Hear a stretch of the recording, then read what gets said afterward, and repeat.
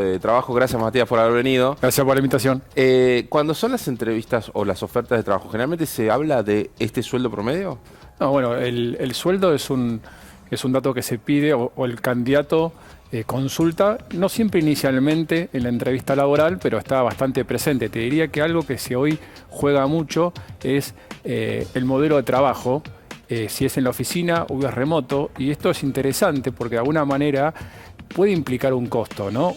Algo que acá no se menciona es cuando yo hablo de sueldo, ok, es la plata que yo tengo para comprar algo, pero vos comprás transporte, comprás almuerzo, comprás una medicina prepaga, entonces no solamente es el sueldo neto que me llega al bolsillo cuando yo tengo que pagar las cuentas y considerar una oferta de trabajo, sino otros beneficios monetizables que al final del día me sirven para pagar las cuentas. Pero si vos te quedás en tu casa trabajando, tenés que hacerte cargo de la conectividad, porque hay empresas que no te pagan la conectividad. Algunos sí, algunos no, pero te podés ahorrar mucho en transporte, te podés ahorrar mucho. Hay lugares que son mejores, que pagan gimnasios, pagan almuerzo. Claro. Entonces, digo, solamente como reflexión, sumemos como sueldo neto los otros beneficios que a veces te pueden dar. Claro. Mirá, tenemos unas placas con unos datos del sueldo pretendido. En promedio, el sueldo pretendido para diciembre de 2025 son 1.731.592 pesos brutos mensuales frente a una inflación del 31%, un 34,66% más que el año anterior, ¿no? Sí, primero una aclaración. Nadie está contento con su salario. Yo le pregunto a alguien, ¿estás satisfecho con lo que ganás? Todos quieren ganar más. Y eso en Argentina se verifica con los datos. De los últimos 8 años, el salario perdió contra la inflación en 6 y el año pasado fue uno de esos. Entonces, ¿qué quiero decir? Que hay no una percepción, una realidad que la plata no nos alcanza hace mucho tiempo.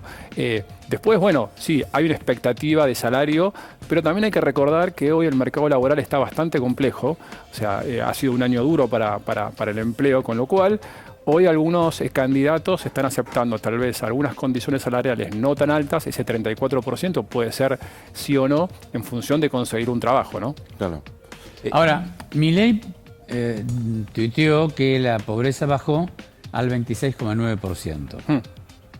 Es cierto, bajó la pobreza, pero pregunto, ¿bajó porque bajó la inflación, porque subió el nivel salarial un poquito, o por los planes sociales que se inyectan en el sector más bajo de la sociedad para que de alguna manera tengan algún restito? No, la inflación bajó y de hecho también bajó el desempleo, vos lo sabés, el tercer trimestre del año pasado 6,6, ahora en marzo va a salir recién del cuarto trimestre. Pero también es cierto que desde que comenzó Milei hasta octubre 25 se perdieron 561.000 empleos registrados. La mayoría monotributistas, 170.000 privados y después públicos. Entonces, se bajó la pobreza, se bajó la inflación, bajó la desocupación, pero hay menos empleo.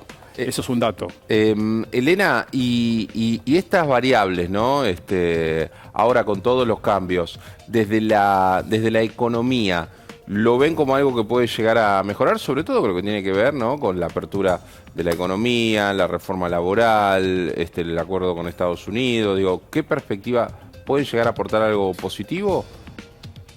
Yo creo que también el sector de empresas, ¿no?, que está buscando la reactivación, está esperando dos cosas. Una que dijo Caputo hace unos días, de la baja de la tasa de interés para acceder a créditos más accesibles para manejar su capital de trabajo de mejor manera. Muchos proyectos que se quieren hacer, pero las empresas necesitan financiamiento y va de la mano de la tasa que pueden conseguir.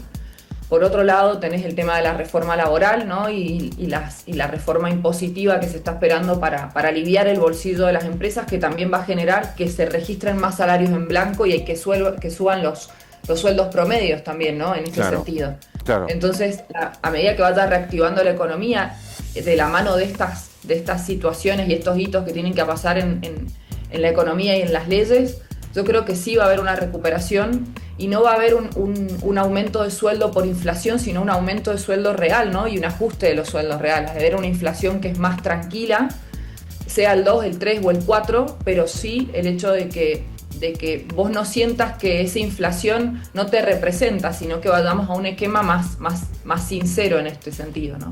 La inflación, perdón, la reforma laboral, le va a permitir a las empresas producir un ahorro. Ahora, ¿ese ahorro se va a volcar en mayores salarios? A ver, la reforma laboral, como yo lo veo, es indispensable pero no suficiente. O sea, necesitamos un marco laboral nuevo, pero necesitamos que la economía crezca. Y yo creo, opinión de reforma laboral, que si no bajan los costos de contratación de una pequeña o mediana industria, que es el que genera el 70% del empleo, no vamos a ver un cambio la semana que viene cuando se apruebe la reforma. Entonces son dos cosas que van a la par. Si la reforma no tiene reducción de costos... Ese es el tema, que lo hablábamos ayer, Adri. Vos hablás también con los empresarios y te dicen, sí, reforma laboral también. A mí lo que me mata son los impuestos. Y de la reforma tributaria todavía... nada. Claro, entonces se habla de salarios dinámicos, de vacaciones partidas. Son discusiones que son relevantes, pero no son centrales. Vos hoy agarrás a un dueño de una pyme y le decís, ¿qué necesitas? Antes que la industria del juicio, porque en definitiva la industria del juicio es consecuencia de tener a alguien en la informalidad porque es caro contratar. Entonces, si contratar es más barato, lo puedes ayudar. Después, obviamente, la economía tiene que ayudar a crecer para que vos tengas demanda, que hoy no aparece.